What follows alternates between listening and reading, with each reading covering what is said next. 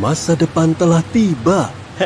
Ini bukan tentang baju luar angkasa atau hidup di bawah tanah, tapi hal-hal keren kayak teleportasi, perjalanan luar angkasa, memahami anjing, dan sebagainya. Pendiri Facebook, Mark Zuckerberg, menekankan bahwa augmented reality bisa memindahkan orang ke lokasi manapun yang mereka mau, entah itu buat kerja atau santai di pantai. Dengan adanya Metaverse, kita sudah bisa masuk ruang virtual. Metaverse adalah ruang virtual tempat orang bisa berinteraksi dan bersosialisasi melalui teknologi. Kamu bakal merasa seperti ada di tempat yang sama seperti orang lain, bukan mengetik di kotak obrolan. Bayangin main game atau kerja secara remote, tapi bisa melihat jelas suasana kantor. Kamu bisa melakukan semua pekerjaanmu sekaligus menghemat waktu dan uang yang kamu habiskan untuk ke kantor. Kekurangannya, kerja dari rumah bikin kita jadi kurang sosialisasi. Tapi kalau di Metaverse, kamu nggak akan merasa sendirian. Layarnya interaktif, jadi komunikasi sama rekan kerja, teman, dan keluarga bakal kelihatan lebih keren. Meskipun kita belum bisa melakukan teleportasi fisik, secara virtual kita bisa ada di tempat yang kita mau. Nanobot memiliki ukuran yang super kecil. Robot ini dirancang untuk melakukan tugas di dalam tubuh manusia untuk alasan medis. Begitu di dalam, mereka mulai beraksi sendiri tanpa perlu dikontrol. Oh iya, mereka juga bisa bertambah banyak kayak sel kita. Kita sering mendengar kata nanobot di film fiksi ilmiah, tapi sebenarnya nggak kayak gitu. Robot ini dirancang untuk melakukan tugas yang super spesifik, terutama di dunia kedokteran. Anggap aja mereka ini dokter mini di tubuh kamu yang cukup akurat untuk mendiagnosis masalah dan memberikan pengobatan. Semua orang akan lebih sehat dengan robot mini ini. Setiap tahun, populasi bumi bertambah. Penyebabnya tentu saja bayi yang lahir. Artinya, semakin banyak permintaan makanan. Karena area urban semakin sempit, pertanian harus berada di tempat yang paling unik. Misalnya, gedung pencakar langit atau di udara. Maksudnya, struktur yang bisa mendukung vegetasi di tempat tinggi. Arsitek terkenal Javier Ponch merancang bangunan 3 lantai dengan panel surya. Lapisan tengahnya akan ditumbuhi sayuran dan buah-buahan yang akan mendapat nutrisi dari cairan, bukan tanah. Sisa-sisa dari tanaman akan jatuh ke lapisan bawah sebagai pakan ikan yang juga bisa dijadikan makanan. Setiap struktur akan cukup besar untuk menyokong seluruh kota jika diperlukan. Gedung pencakar langit juga bisa punya kebun kecil di atap buat menyokong lingkungan sekitar. Banyak kebun di kota bakal mengurangi polusi dan menurunkan suhu di tempat-tempat panas. Ada teknologi buat anjing nggak? Kita semua suka disambut anjing saat pulang ke rumah. Mungkin mereka bilang, kasih aku makan, lapar. Atau, jangan tinggalin aku lagi ya. Tapi gimana kalau kita tahu persis ucapan anabul-anabul ini? Kita sudah mengembangkan teknologi untuk memahami anjing dengan bantuan kalung suasana hati. Pakaikan aja kalung ini ke anjing, dan layar digitalnya akan menunjukkan suasana hati anjing melalui warna. Kita tahu anjing menggunakan bahasa tubuh untuk bicara kepada kita atau anjing lain. Ekor goyang berarti senang atau antusias. Menggeram atau nunjukin gigi berarti mau menyerang, mundur. Dan tentu aja ada juga gonggongan. Suara gonggongan bisa jadi peringatan atau sapaan ramah. Kecerdasan buatan bakal bantuin kita ngasih tahu apa sih yang mau disampaikan anjing dengan merekamnya di ponsel kita. Tapi aplikasi itu harus melihat bahasa tubuh anjingmu juga, termasuk telinga, ekor, mata, mulut, dan sebagainya. Lalu, aplikasi itu akan mengirim informasi ke cloud. Teknologi kecerdasan buatan akan menerjemahkan data ini dengan mempelajari ribuan jam video hewan dan mengambil ekspresi serta suara yang tepat. Aplikasi itu bisa bantuin dokter hewan buat lebih memahami anjing dan mencegah bahaya. Aplikasi itu juga membantu kita melatih anjing biar nggak galak sama kurir atau orang lewat di taman. Transportasi masa depan bakal ada di udara. Kita nggak perlu lagi nunggu lampu merah dan ngitung detiknya sampai warna hijau. Nggak ada lagi tuh telat ngantor. Gimana kalau kita pakai taksi terbang sebagai transportasi manusia? Nah, ini keren. taksi listrik udara bakal jadi alat transportasi populer. Amazon bereksperimen dengan ekspedisi udara, dan hal itu terbukti sukses. Mesin terbang punya sensor yang bisa tahu bahaya kayak burung, kabel, dan benda besar. Negaralah yang mutusin mau pakai bentuk transportasi ini atau enggak.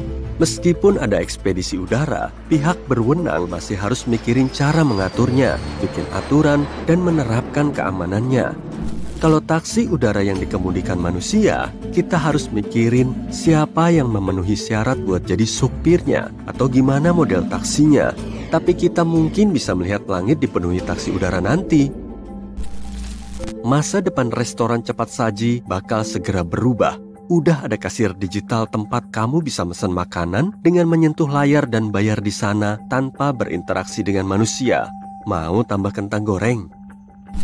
Jepang punya vending machine yang isinya pizza yang baru dipanggang. Perusahaan bikin robot yang bisa bikin burger dan kentang goreng. Mereka cepat dan akurat. Nggak ada lagi tuh kebanyakan keju atau lupa bawang bombay. Robot ini cuma butuh teknisi buat pemeliharaan.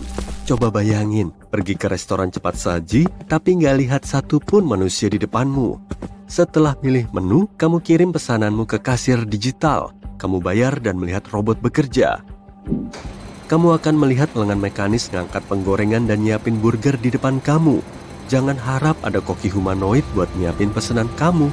Robot dirancang buat melakukan tugas khusus. Makanya lengan mekanis aja udah cukup. Dan kalau ada robot terbang buat ngantar pesanan kamu, mereka nggak perlu lagi terjebak macet. Mesen tiket kemana aja emang gampang. Tapi gimana kalau mau keluar angkasa buat liburan? Banyak perusahaan perjalanan luar angkasa besar kayak SpaceX dan Virgin Galactic mencari cara buat bikin luar angkasa jadi tempat wisata baru.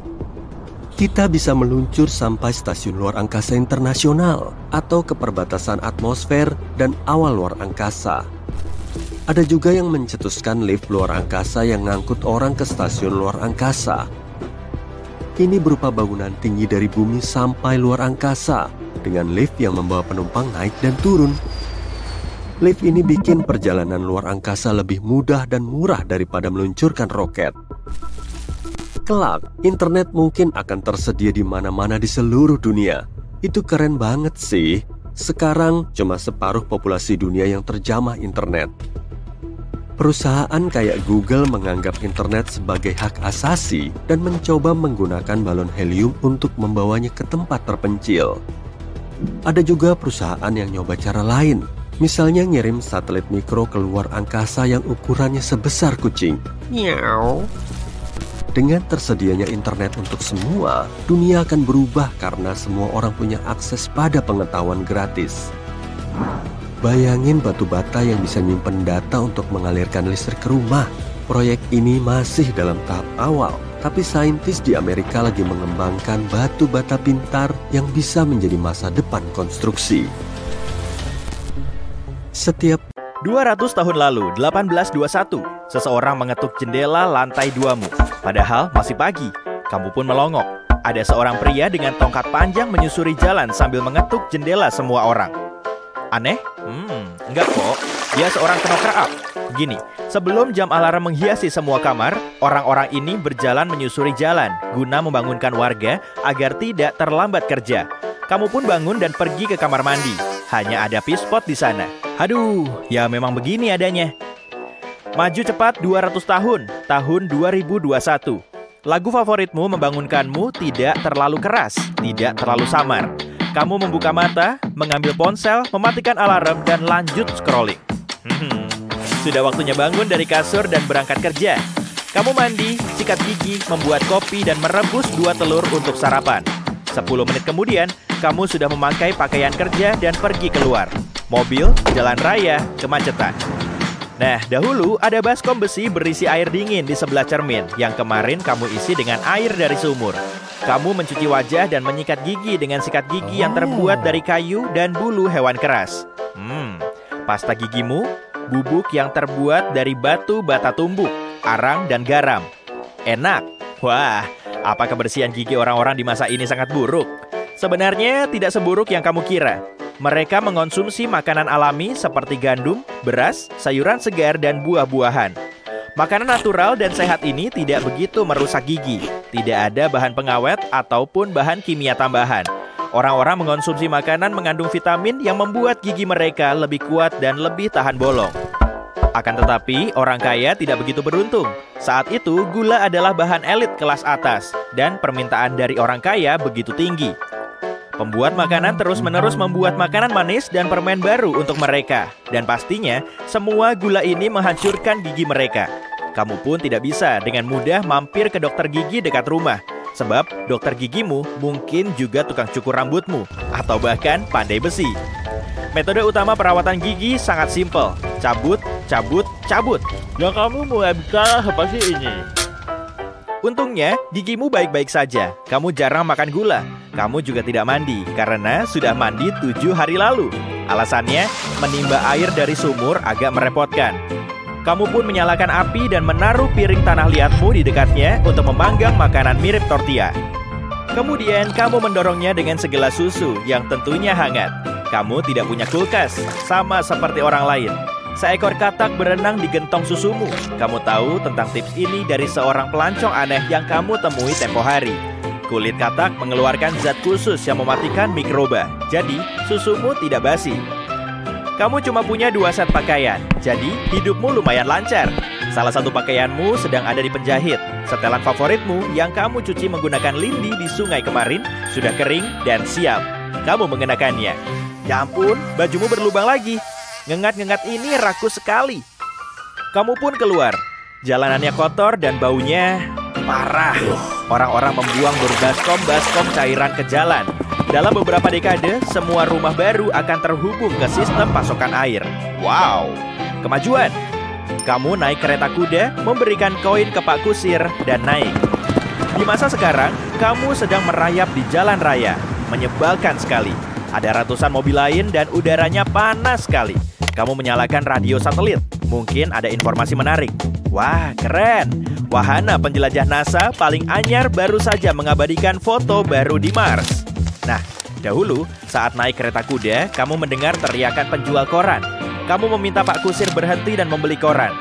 Halaman depannya mengatakan bahwa Michael Faraday baru saja menciptakan prototipe motor listrik. Kamu tidak paham apa artinya, jadi kamu langsung membuka lembaran berikutnya. Kemacetan akhirnya selesai. Suara indah dari aplikasi navigasimu mengatakan kamu akan sampai di tempat tujuan dalam beberapa menit. Wah, Pak Kusirmu tidak ingat jalan ke tempat yang kamu tuju. Jadi, dia sering berhenti untuk menanyakan arah. Kamu pun tiba di kantor, duduk di meja, membuka laptop, dan membalas beberapa email dengan cepat. Kamu akhirnya sampai di tempat kerja, pabrik tenun terbesar di kota. Kamu melewati deretan mesin tempat pekerja menjahit, lalu ke ruanganmu dan menutup pintunya. Pulpen pertama di dunia baru ditemukan beberapa dekade lagi. Jadi, kamu mengambil pena bulu andalanmu. Kamu membaca sejumlah surat dan menulis sesuatu di buku harianmu. Jam makan siang, kamu dan rekan kerjamu memesan catering bisnis spesial dan memakannya di ruang istirahat. Jam makan siangmu dimulai lebih awal karena kamu harus berjalan setengah jam ke restoran terdekat. Kamu memesan sup sayuran dan menunggu 40 menit lagi sebelum disajikan. Setelah makan siang, kamu kembali ke pabrik. Saat sedang mengemas barang, kamu mendapatkan cat terbaik hari ini. Temanmu mengadakan pesta malam ini. Kamu membalasnya dengan banyak emoji. Begitu keluar dari kantor, kamu langsung ke rumah untuk mandi dan ganti baju.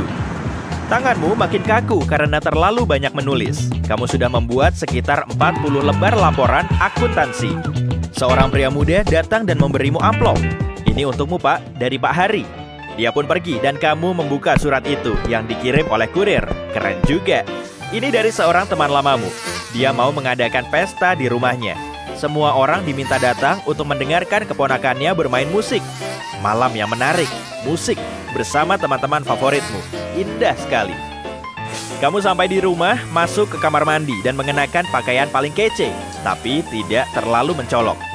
Kamu pun siap. Kamu memesan mobil lewat ponsel dan 15 menit kemudian kamu sampai di rumah kecil.